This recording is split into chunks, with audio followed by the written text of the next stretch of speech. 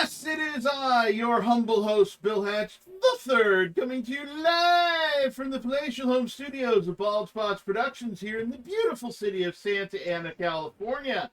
Joining me as per usual in studio is my friend, my brother in Christ, the disembodied voice of Rudy. I love you all. Waka waka waka with the Lord. And joining us from a more than acceptable safe social distance are my guests for today. There is a long list, so hold on. First, there is Rox Burkey. I don't know, Rox, where are you calling from?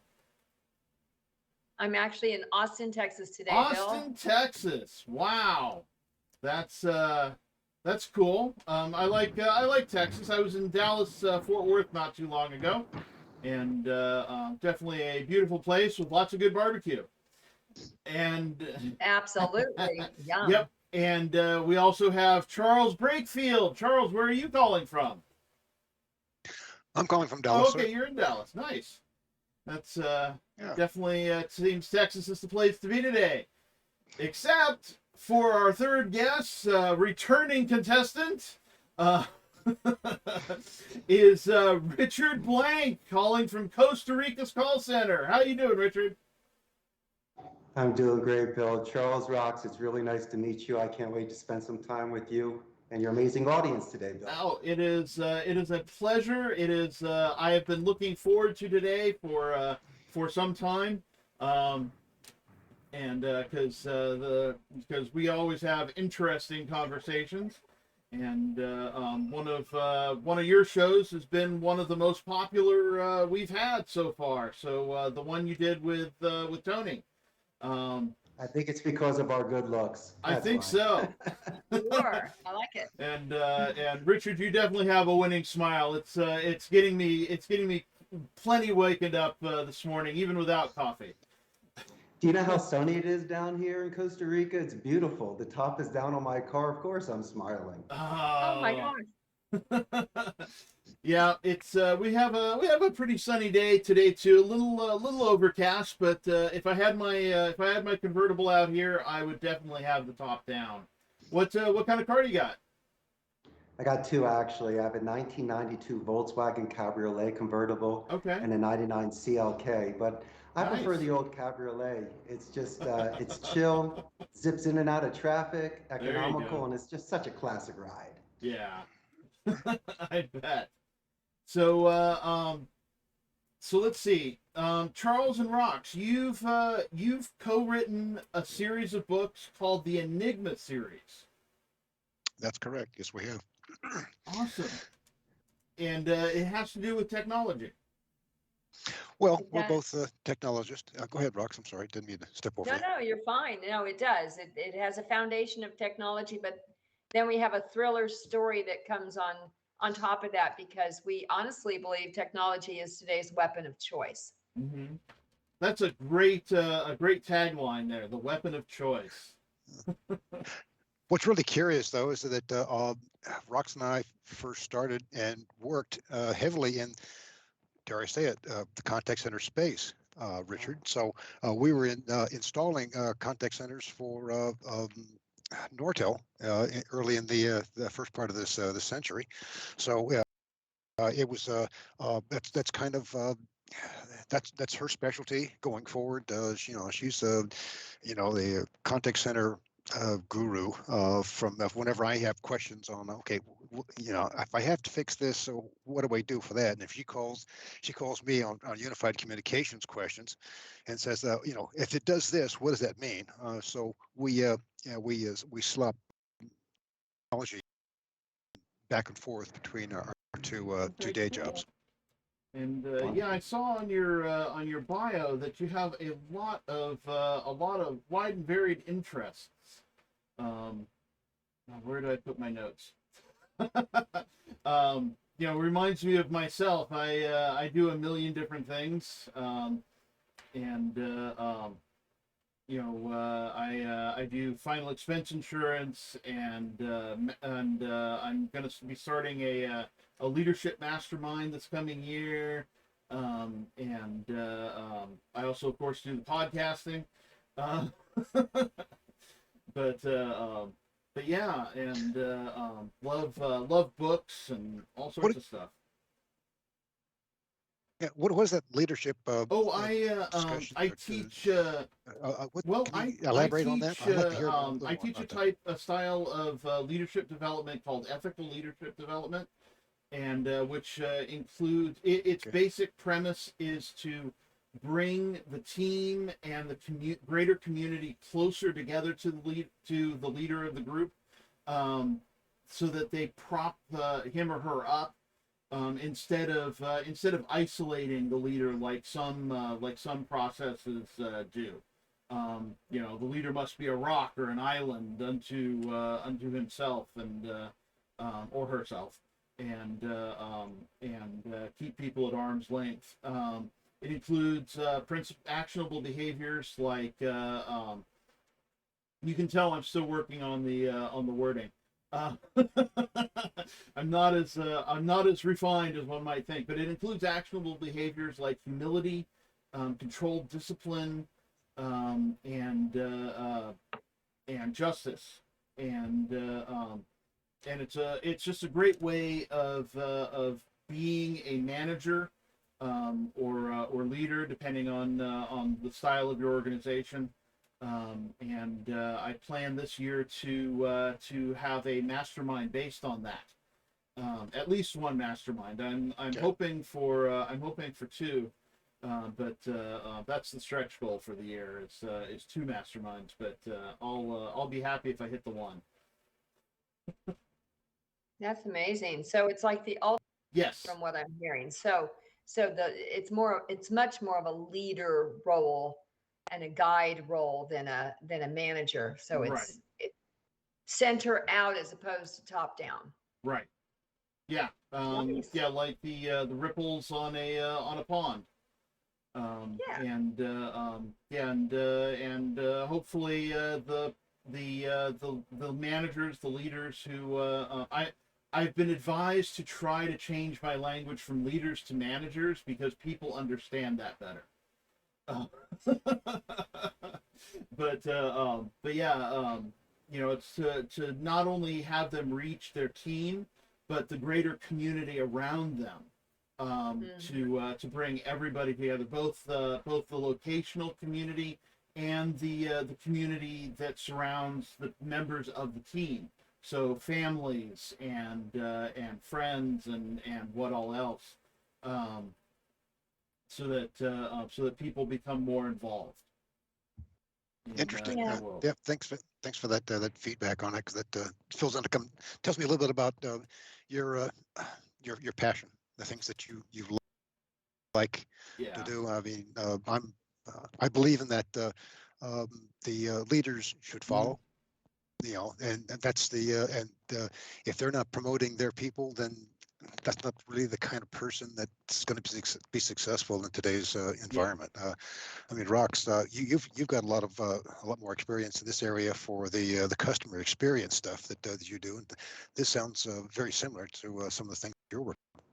No, it is. It's very much along that way of listening to the group as a whole, Mhm. whatever that group is, be it a working group or a family group or a community group, and trying to make sure that the direction is taking those interests into account.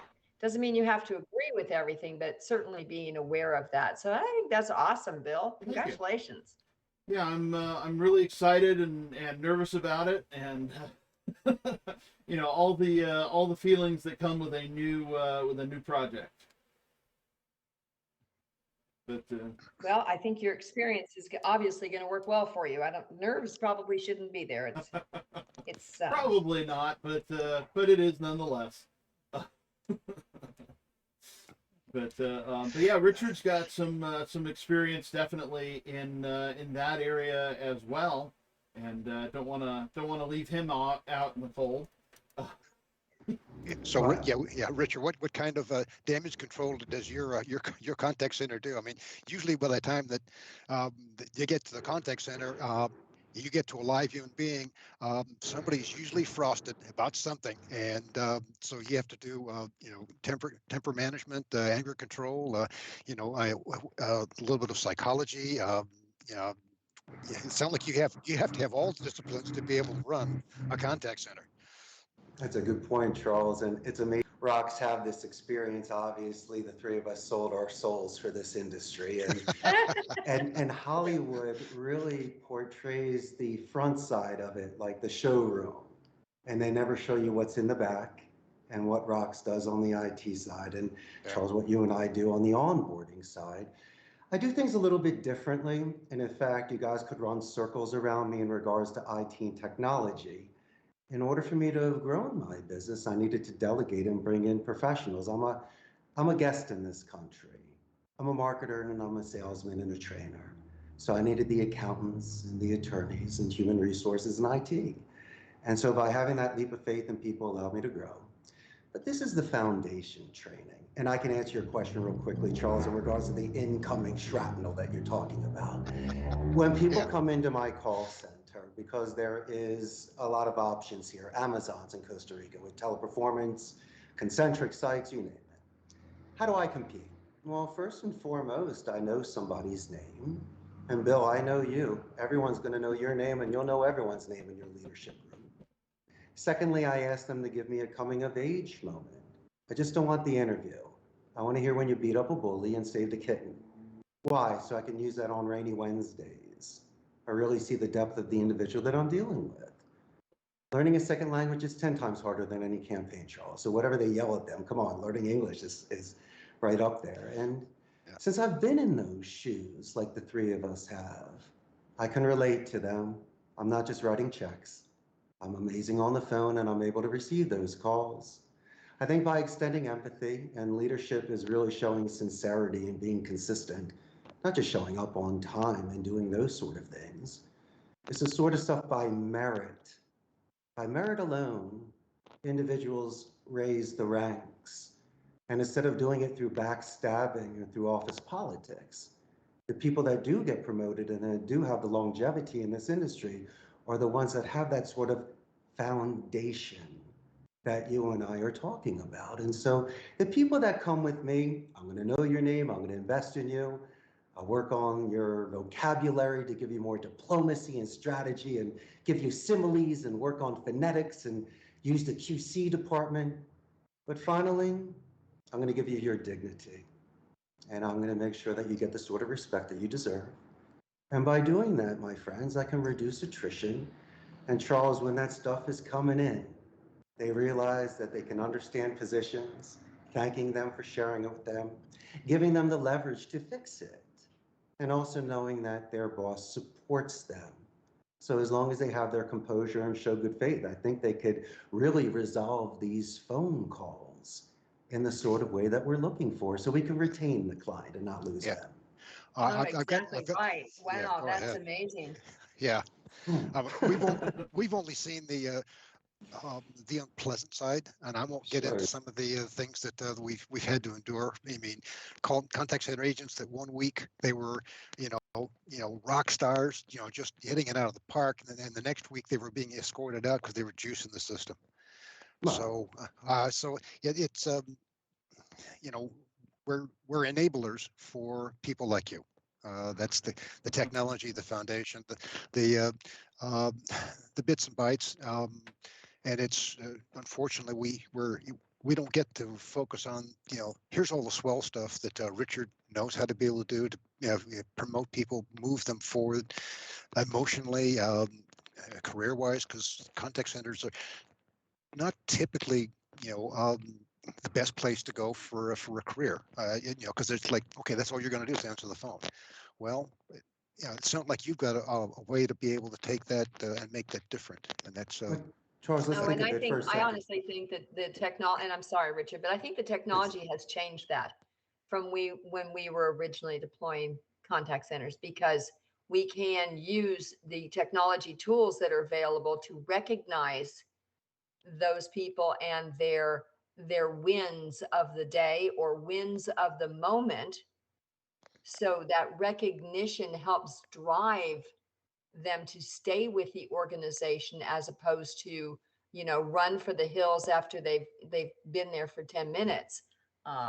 So I think that some of that has changed. And part of it is exactly what you said, Richard. It's the dignity of knowing that, someone respects their opinion and respects their process. And it's the empathetic side that they deliver that will help them. I couldn't agree more.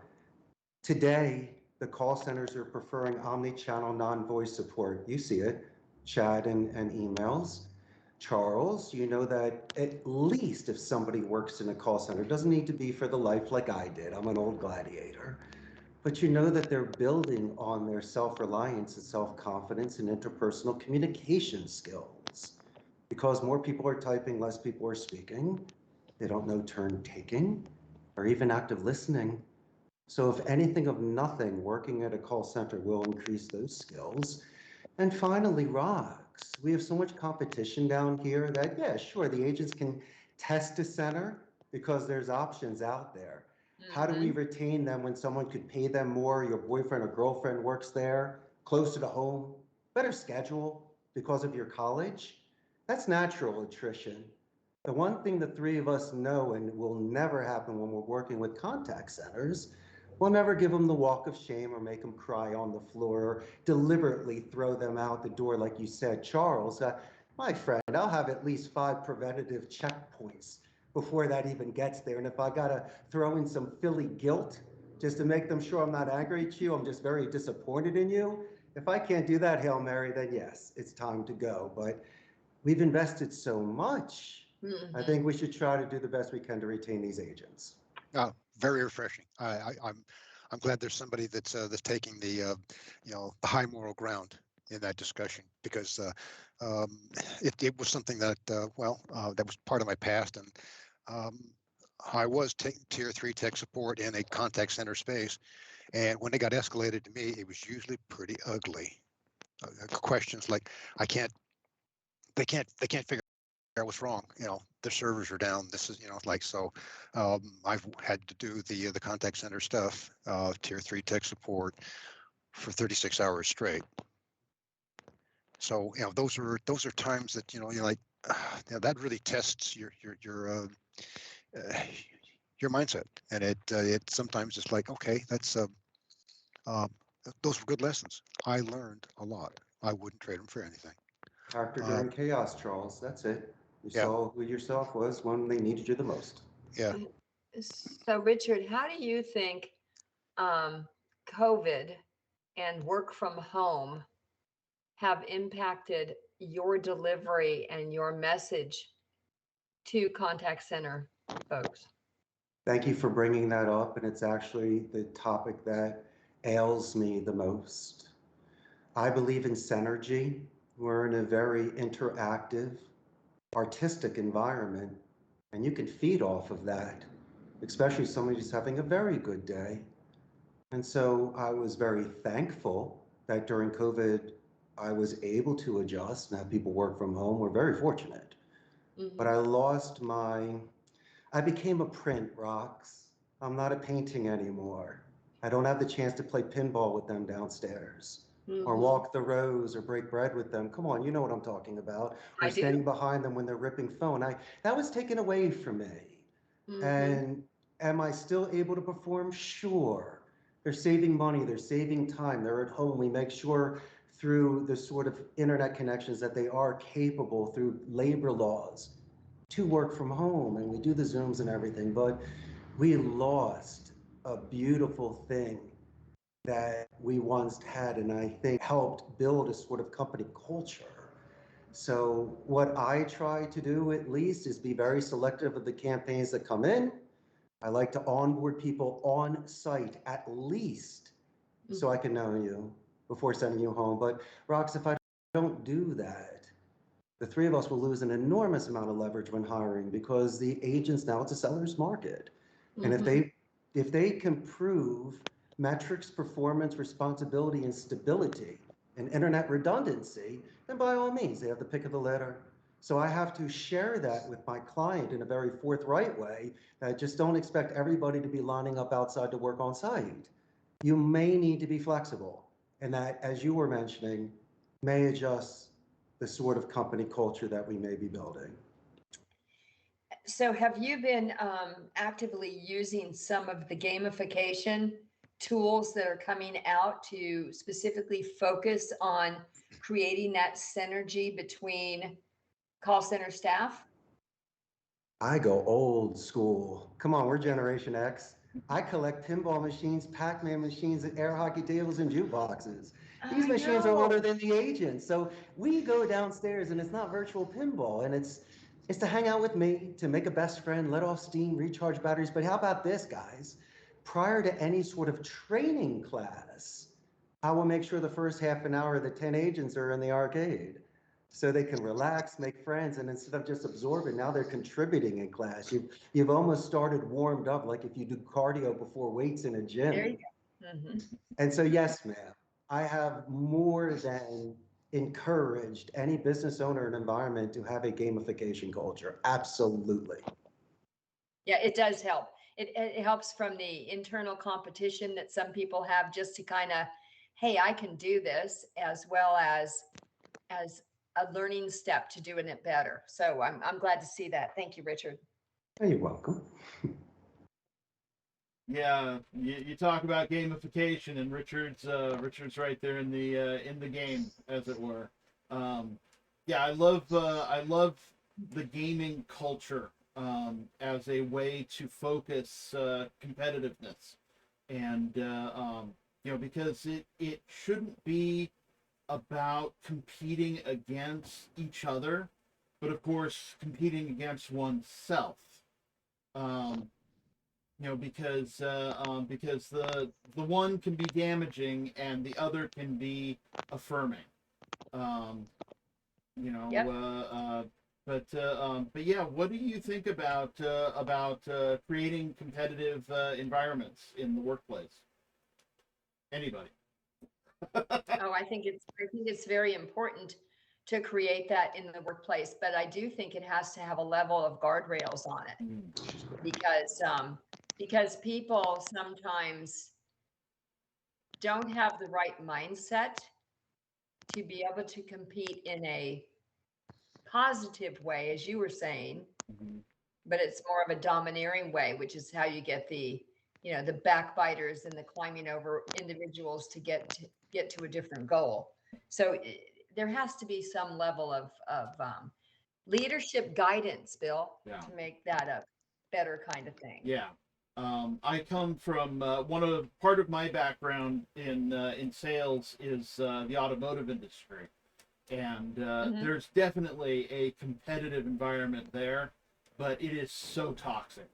It was one of the things that guided me toward ethical leadership, or it kind of started me on the road to that, because I saw how horrible it was, in the definitely a huge, everything was a competition, but it was all about, like you said, the backbiting and underhanded tactics and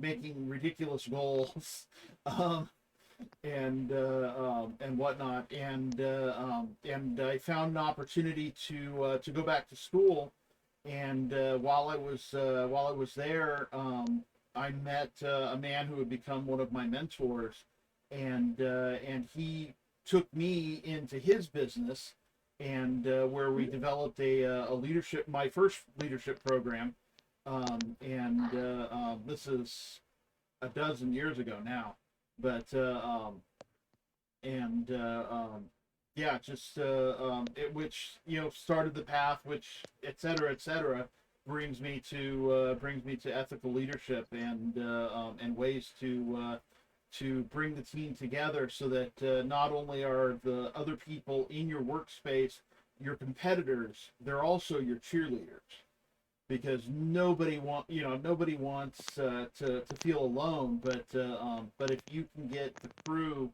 to be in the bandstands, screaming and cheering somebody on with excitement as they're about to break a record, or beat their best call time, or whatever metric you're using. It's just a night and day compared to where I came from. Yeah, exactly. I guess I should learn to ask more questions. Oh, I'm sorry. No, it's okay. No, What? so what do you think about that? Yeah, I should take up therapy as a side gig, and every time I say something, I should ask, what do you think about that? But Exactly. yeah, Well, the high moral ground that you refer to, leading by example, that's very much the foundation in our storyline of books. We've got okay. um, yeah, give you some backstory on the Enigma series. Yeah. It actually we rolled the of the series after we got the 12 books done, because we had people saying, where did these people come from? I mean, how come? Why? Why? And so it's like, well, that's a good question. So we dug back into our data banks that we call little gray cells, and we started kicking around the idea that in 1939, when the Germans launched their attack against Poland, they blew through the country so fast that it was and they brought atrocities and exploited and all the unpleasant things that you read in history. But there were three men who decided that no, we're going to hit back somehow. We're going to take the fight back to them, and they steal the Enigma machine from the Germans and make a copy of it. And it's the device that they use to encrypt all of their communications traffic, their battle plans, their instructions for field officers to be able to do, their ambassadors. Everything was encrypted through this device. And so to break the code meant that they could, the Allies could have a one-upmanship against the Axis powers. Well, these three men turned their treasure over to the Allies to help with the war, and then made a copy of it. And they built an information dynasty called the R Group. And they're grounded in the thinking that we're here when everything looks horrible, everything looks bad.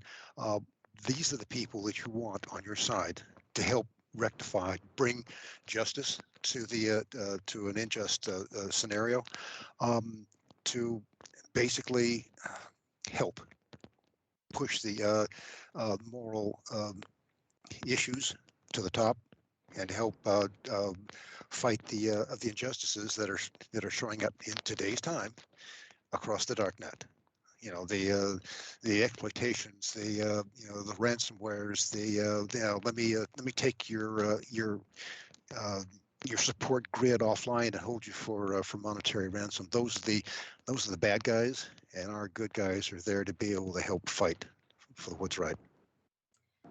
And Richard, that's that you were talking about within a contact center.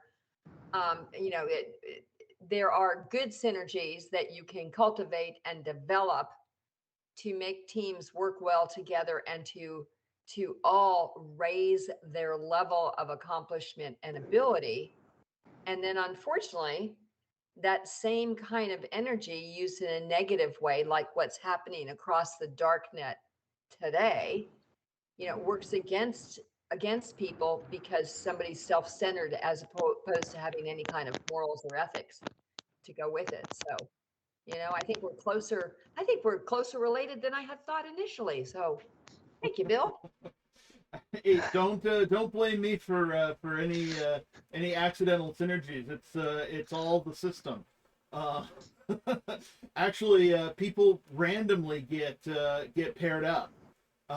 It's I don't even know. Well, I mean, I could know who's who on it long before we get to it, but I generally don't because I like to be surprised by the connections that we make during these calls. Um, but yeah, it is funny that that you all are all in similar industries and yeah, that's funny. Now, if I counted right on the list, there are 11 Enigma books. Actually, there are 12. 12. And then Okay. and then the Out of Poland is the novella. It's the prequel. Okay.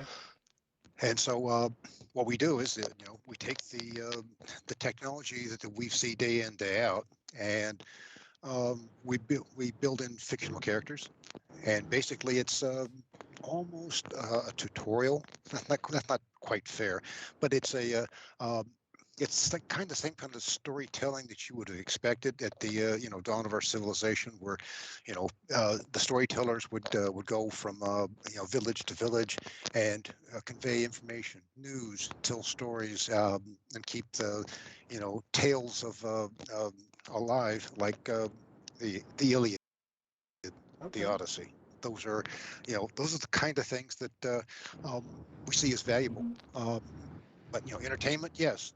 Is there messages? Yeah, there's good knowledge to be had, and it's a very satisfying exercise. Cool. Yeah, that's a lot of work. I think you've written more books than any of my other guests have. Uh, and I've had some who've written quite a few books. Um, but I was also looking at your bio, and says you make wine. I have been known to make some of the fermented grape. Correct. Yes. How'd you get into that? Well, fermented rice Oh, too. from There's the sake thing in okay. there. Ooh. Now there we go. There's something. How'd you get into that? It goes back a long ways when my dad one day showed up. He was a rather remarkable individual. We'll talk about him some other time. He said, what we need to do? I've got all these trees on the property, and we had this bounty of apricots one time. And he goes, "What are you gonna do with all these?" And he goes, "Let's make wine." Okay. Just out of the blue, so we taught ourselves about winemaking with extra fruit. And then it was like, well, let's make some mead. I said, Yeah. great. What is mead? And he goes, well, it's honey wine. It's what the Yeah. guys from in jolly old England would always would brew. So we did that too, and that was that takes a little more time to be able to ferment because of the way that the constitution is. But it's fun trying to stretch. Yeah. To Richard's point, learn something. Learn something about yourself. Learn something about somebody else. Mm. Try something. I think somebody said it best when they said, you should always try something new that you're going to suck at. That's what you're going to learn. Yep. You're going to learn the most. Yeah. You don't learn anything until you suck at something. That's right. Yeah. Yeah. Yeah. I've told more than one person. Yeah. Anytime you're starting something, you're gonna suck at it. Yeah. So you got to keep moving. I do. Yeah. There were a couple of batches of wine that, well, it went down the sink. Yeah. I do beer and cider, and which reminds me, I've got a batch of apple juice waiting for the opportunity to become something more. I also got a still, but I haven't. I've been trying to do practice batches, and nothing's come out right so far. That's that one that I'm a little more worried about because that can be dangerous. You ever tried distilling? No, that's a little bit outside my outside my skill set and my interests. Okay. No. But yeah, I love I never took biology in school, but watching and creating and learning how the different ingredients mesh with the various strains of bacteria that the yeast that you might use to ferment a batch of what have you. Hey, Bill, your voice is kind of Oh, trailing to me at let least. me double check my levels here and see. Um, That's better right okay, now. Maybe it was just me. maybe there's a lot of noise in the background. Let me. I didn't double check to make sure I got the right microphone on here. Let's see. Setting. Audio. Yeah, we. It sounds like a. No, I'm on the right microphone. Um, yeah, it sounds like a freeway. Like we got somebody on a Yeah, freeway. Oh, we got. that's what I'm hearing too, Bill. Okay. Um, but yeah, it's a lot of fun to make that go. I do more cooking than I do brewing, but Bill, it's we're losing you. oh okay. Wow. Let me. Hey, Richard, while Bill's sorting that out, so, what are some of the fun things you like to do? That I like to do. Yeah, Well, besides playing pinball, which I'm all about your pinball machine. if you consider the gym fun, I like to I work out do. every day. Yeah, yeah, And since I've been here, my wife is really into gardening and farming. So what I like to do is learn a lot about the local plants and flowers and fruits that they have here. So I've been really into ecotourism in Costa Rica. oh, And nice. the beaches are beautiful. I like to go and zip lining and the waterfalls. And so a lot of it's just natural traveling and try to decompress so I can get away from everything and really just enjoy special time. It's me time. It Yeah. orders me to recharge my batteries, put things into perspective. And once you put your phone away, then you really see where your priorities are. And so it's very important from time to time to be able to reset myself. Yeah, I like that. And I yeah, like the butterflies of Costa Rica. Costa Rica has some of the most dramatically gorgeous butterflies with It's colors amazing, that isn't are, it? you yeah. think the colors came out of the 128 color Crayola box. I mean, I mean, it's breathtaking the first time you come here and you're in the middle of a rainforest and you see these things. And it's just, growing up in Philadelphia, it was wonderful. I'm very proud of my city and the Four Seasons. But when you move somewhere else and the things you grew up with that were held with such importance, it might not make a difference where you go. And so a lot of it is who you are, not what you bring with you. And I almost had to start from scratch again, or let's even say shedding a skin. And so by learning a second language assisted me, but really it was about having an open mind and being very patient and knowing I'm a guest here. And that's enabled the last 22 years just to be a phenomenal experience. Aren't there a whole lot of expats in Costa Rica? More than you Last I, know.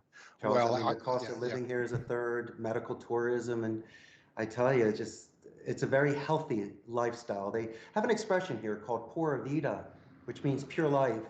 And I don't know about you, but I think if you're relaxed, you might live another 10 years.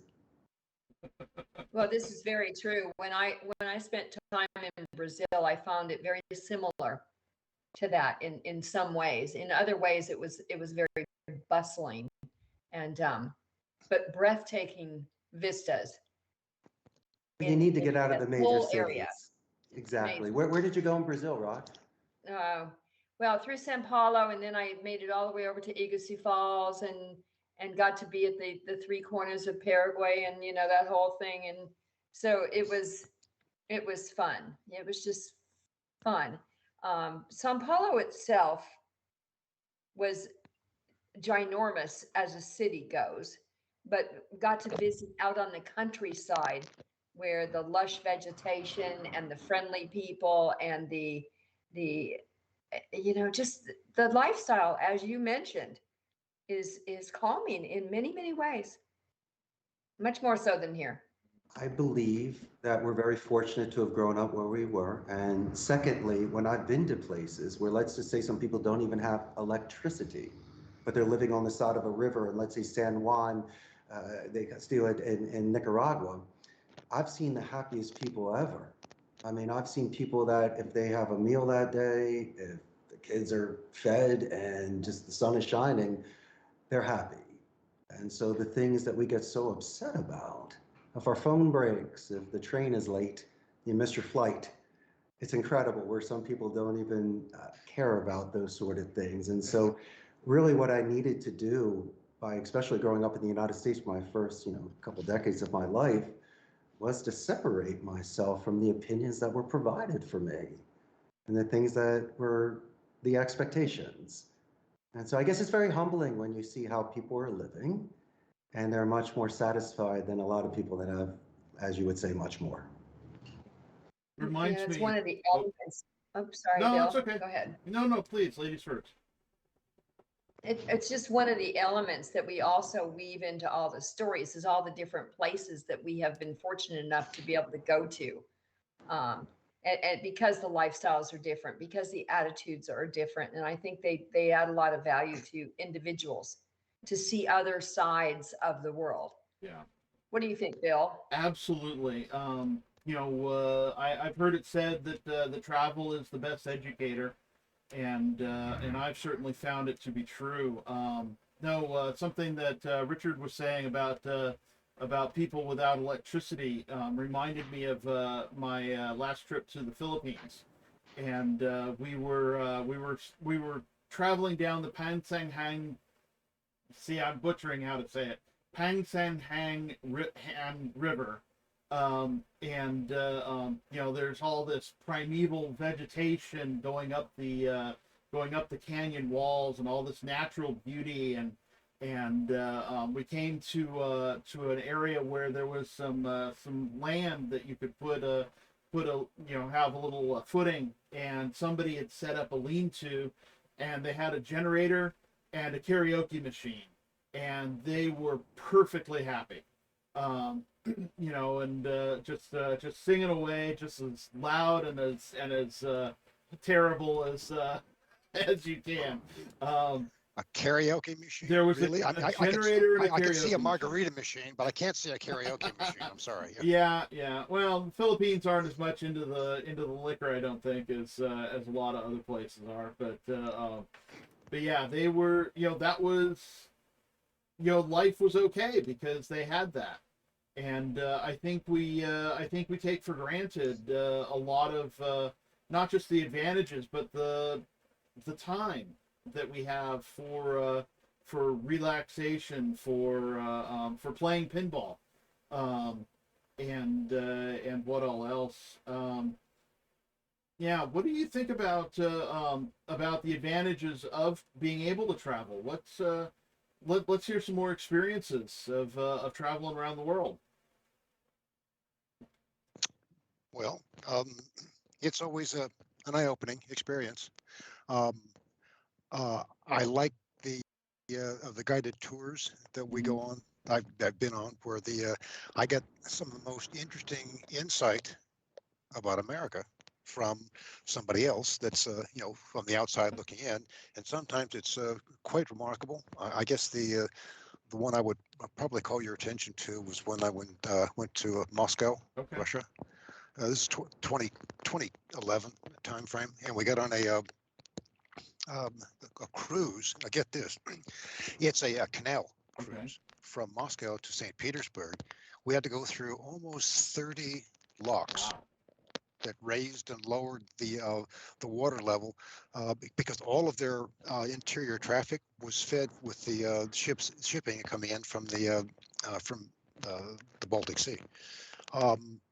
Remarkable people, and the things that they had to say were extraordinary. But they were the one that probably caught my attention the most. They brought some college age kids on, and we're just asking questions back and forth. And somebody asked, "Okay, what's your favorite movie?" And this Russian gal blurts out at the top, almost top of her lungs, she goes, "Pulp Fiction." Just that, like absolutely, that's the best movie there ever was. And so I'm like, okay, well, it's interesting to see how far culture travels and where it's going to end up and who's going to be affected by it. So it's a fun exercise. Yeah. I grew up in a military family, So we moved around quite a bit. I've lived in Okinawa, Japan, and been to Hong Kong and the Philippines, of course, and Korea. Um, Yeah. and yeah, it's just I can relate to that because I'm an ex-Air Force brat okay. myself. I did I didn't realize people didn't live out of a box until I was 13. I mean, you were always Yep, moving. yep. Oh, Yeah, I know that, and the feeling that when you unpack that final box, it's time to move again. well, that's why you didn't unpack it. Hey, we're going to be moving in 2 years, whether I needed to or not. Yep. You know, so yes, I got that taste of living in Germany, living in the UK, all over North America. Now that's we got a chance to be able to meet and talk with people, and you had to make friends because you're old. Absolutely. Richard, where are some other places you've been to? I've been a lot of different places, but my favorite part of traveling, out of anything, is when I'm invited into somebody's home for a meal. Mm. I mean, it's incredible when you meet their family and you get to taste a local dish, but I Mhm. see it as more as a huge compliment and an Yeah. honor to sit at somebody's table. And so I've been very fortunate visiting friends and things like that. So, but when I was a junior in college, I spent my entire year abroad in Europe, 93 and 94, and I stayed over the winter of 93.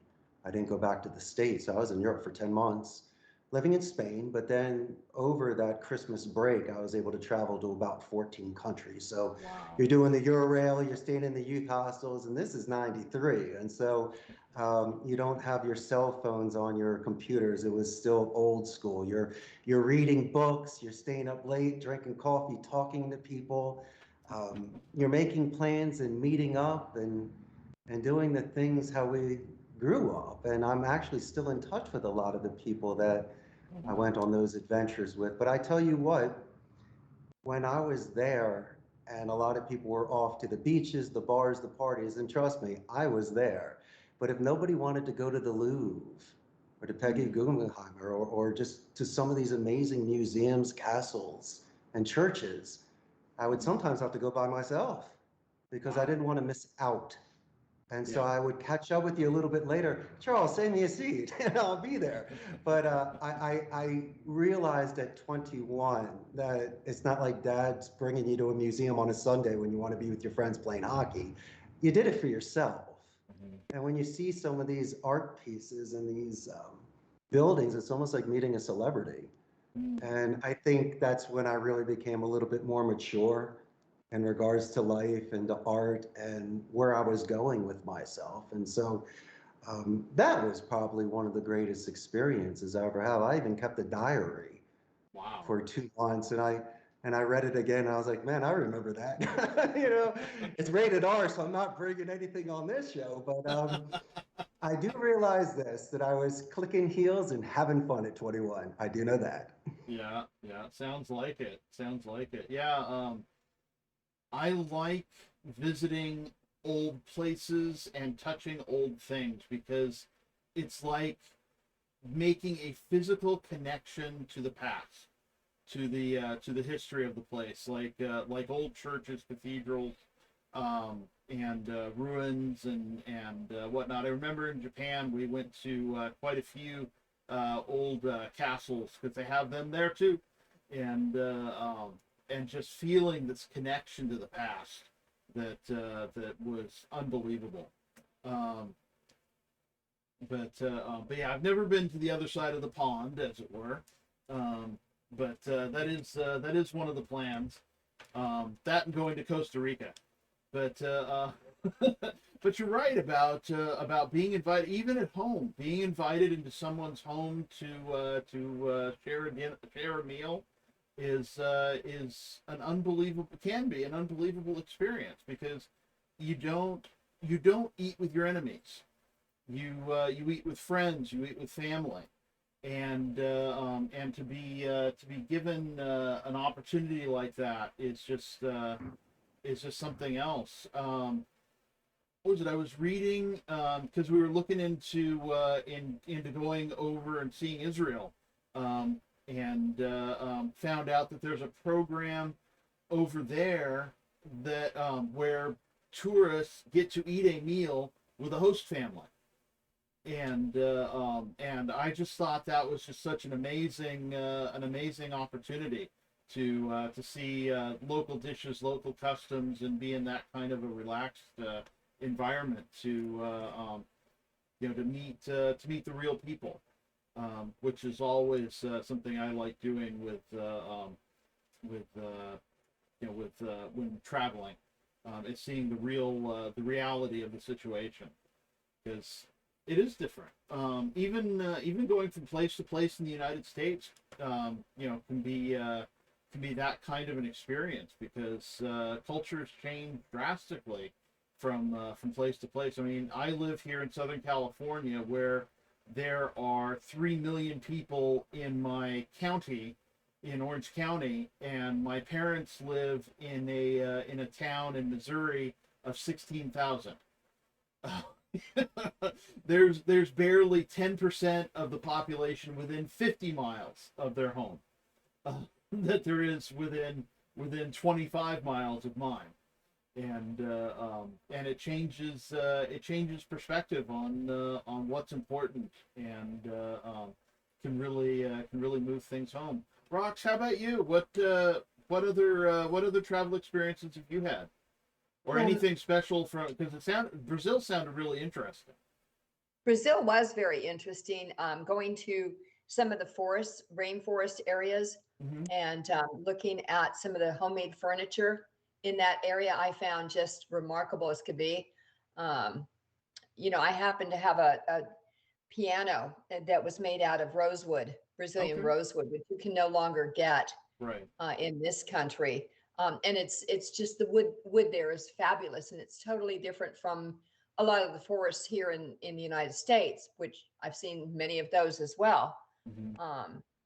But I liked your comment, Bill, about the population difference between Orange County and where your folks live. And Yeah. I think, because I grew up in a small town, suburbia, and Austin, Dallas are certainly not small towns. Mm-hmm. And I find that the bigger the town, the less you know people. Yeah. You don't seem to get as connected to people and breaking bread with all of the neighbors, because everybody's so transient. Mm-hmm. And I think that's kind of a shame. Yeah, it really is. I mean, I at least have an excuse, and Richard, please forgive me. I don't speak Spanish, at least not very much. Um, I do go to a Spanish-speaking church, which is another story. But so my excuse for not really knowing my neighbors that well is that we don't really speak the same language, at least not comfortably. And but it's a very lame excuse, and I need to do better than that. Back years ago, when I lived in a house full of college roommates, one of those roommates, she made it her mission to meet and exchange pleasantries with our neighbors.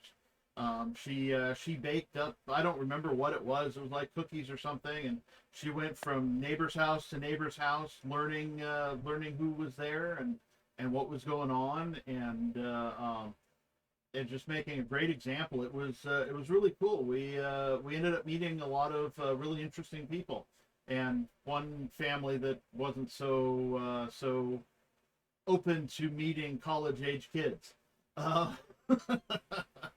But yeah, it completely changed my outlook on the place that I lived, because it involved me in the neighborhood. And when you're in a big place, because there's probably a couple hundred apartments in the complex I'm in, and that can be as many as a small town in some places. How about you, Charles? You always lived in the big city, or are you a country boy?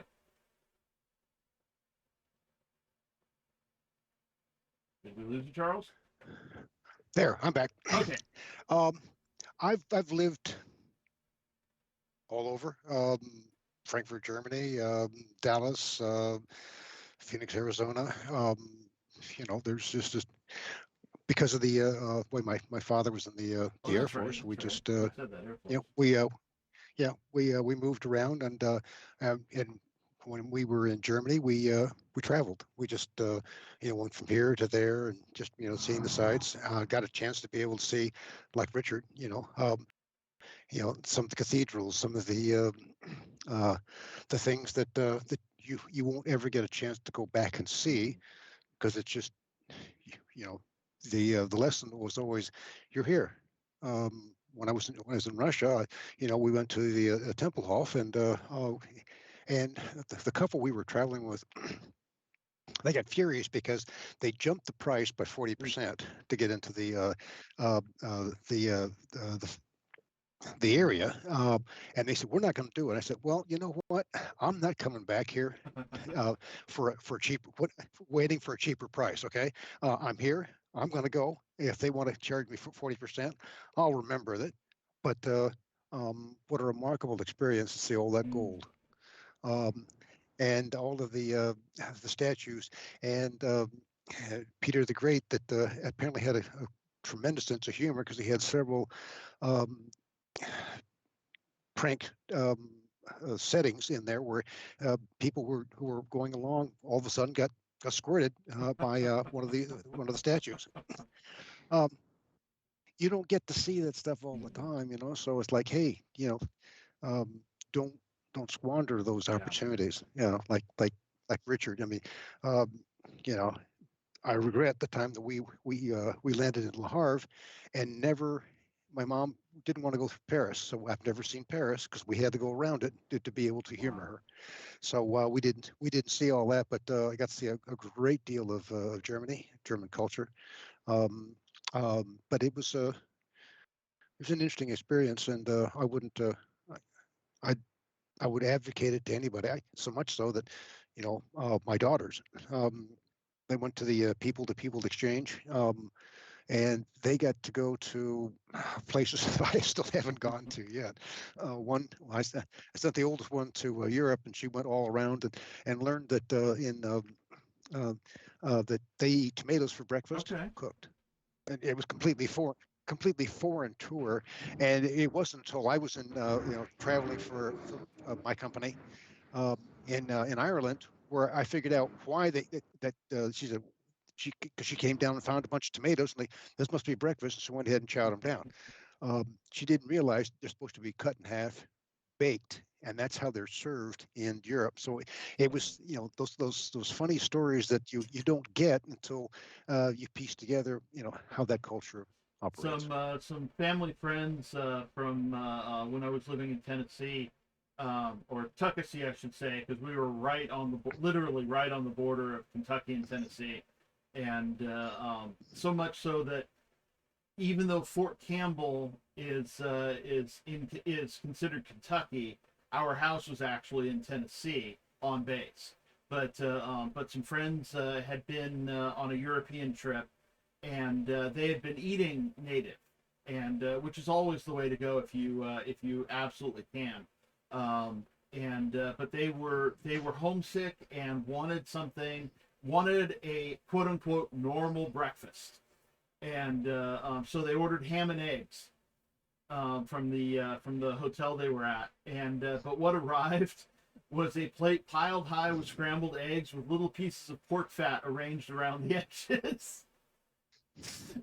Because they didn't understand what they meant by ham and eggs. Um, Yeah. and we were talking about that. What was it? We were watching that Ted Lasso series, and in one scene, the guy's reading a letter from a Ted Lasso's in England, coaching a soccer team, and he's reading a letter from the team psychologist, and he's reading, and he said, "Oh, you misspelled favorite, and my and Rudy was was like was kind of silent there for a second, and I told him, oh well, that's because in England they spell favorite with a U. And we thought it was funny because they're just even those little differences can be very telling. Knowing that favorite and judgment and jail are all spelled differently in England than they are here in the United States. Oh, okay, I see you. Yeah. So yeah, one of the things that we always kid about is like um, things that you say in this United States, and how do you say it Right. in that country? Like, you know, uh, uh, English muffins. What do you call that in the UK? Are they just muffins? They're not English muffins. Oh, I did find that I'm just asking. in Hong Kong at least they do call it Chinese food. Yeah, Do they there was really? yeah, I was there. I was pretty much just there for a day, but there was a sign at a little restaurant. It said Chinese food. It didn't just say food, like I was kind of expecting. But yeah, Mm. yeah, I thought that was funny. But of course, because I was only Yeah. able to go into really touristy areas, because of the short time frame I had, I think that may have been the reason why it was Chinese food and not just food. But Yeah. yeah, Of course, it's all about your Mhm. frame of we have a very in many ways, I think Americans in this country have a narrow frame of reference, Yeah, thinking that everything is just like what we see. And, Richard, as you so aptly pointed out, that's not the case. There's always different things you can bring your own frame of reference with you, but boy, does it get expanded when you visit somewhere, right? yeah, yeah. Thinking about old time, about history and whatnot. One of my favorite movies is The Third Man, and of course, Yeah. the character's name escapes me at the moment, but the quintessential ugly American who took his narrow frame of reference with him to Europe and in post World War II Europe, and almost insisted upon things being his way, and having that be an influence to me in my travels, as limited as they've been so far. But Orson Welles. yeah, Orson Welles was the Orson Welles, great movie. If you haven't seen The Third Man, I highly recommend it. classic. Yeah, absolutely. Um, but yeah, taking that frame of reference around with you really doesn't help. You need to break that frame and go frameless. Well, I saw Charles. I saw your note that you all need to get going pretty soon, um, which is too bad. This was interesting. Have to have everybody on again. Um, That would be fine with me. It's all right. We our day jobs starting to nag at us, and apologies to you and Richard to cut the fun session short, but um, to be able to afford to live in this best of all possible worlds, we do have other commitments. Oh, see, now we could start getting into books with the Voltaire reference. Yeah. There you go. To do the last bit of promotional work, the website is enigmabookseries.com. The link will be in the description. Let's see. Where all can they buy the books? So the books can be purchased certainly from Amazon. They can also be purchased off of our website. If somebody wants to have a signed copy of a book, we're happy to have you purchase them off the website. We'll sign them and ship them. In the United States, we actually will ship for free in the continental United Nice. States. Unfortunately, Costa Rica is a little more expensive than that, so we have to check the rates to do that.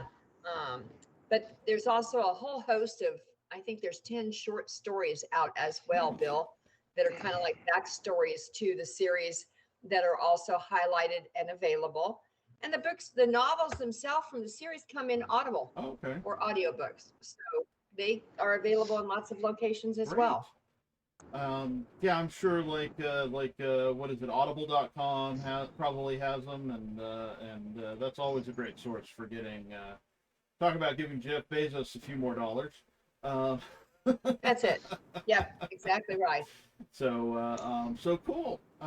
That's awesome. Anything else? Anything else you wanted to promote before you go?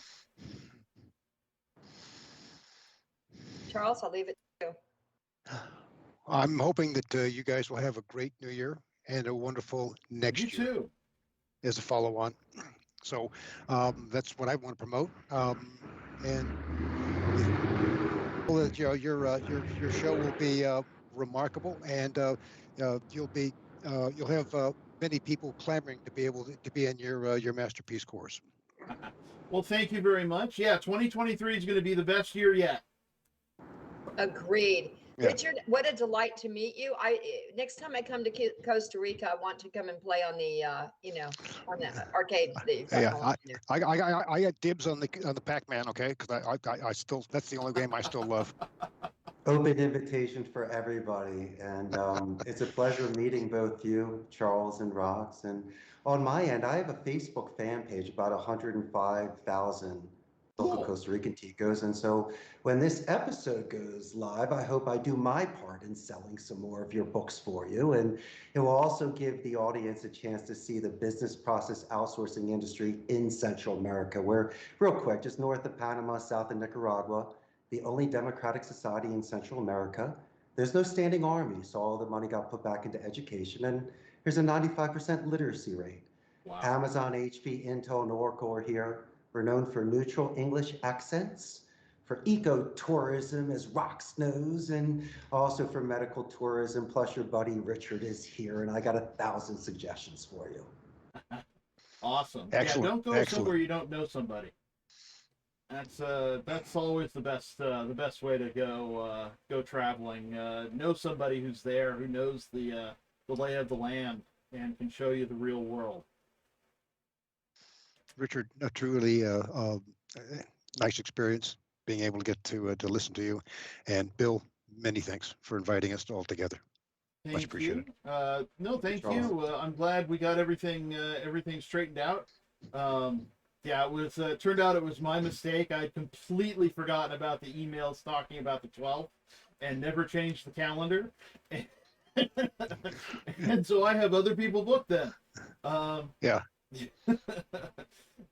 But yeah, I'm glad we got the four of us together for this. It was a great time. Well, I'll let you all get going. Huh? Sorry, Yep. Rox? It was a great time and an honor to be part of this fun group. Truly. Oh, the honor was all mine.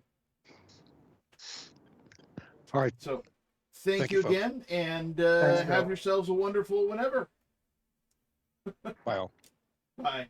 And to the audience, thank you for joining us. Have yourselves a wonderful whenever you happen to be watching.